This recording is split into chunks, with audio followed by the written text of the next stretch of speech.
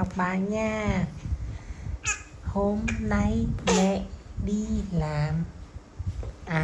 Mẹ đi làm từ sáng sớm. Gì nữa nhỉ?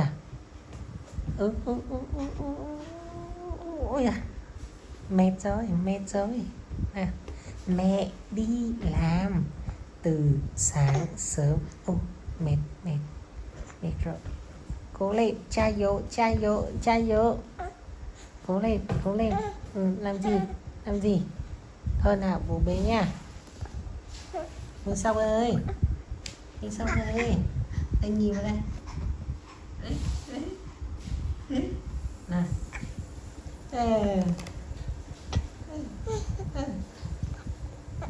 Nào, đọc thơ nha.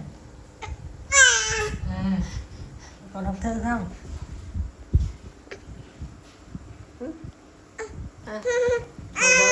Thôi.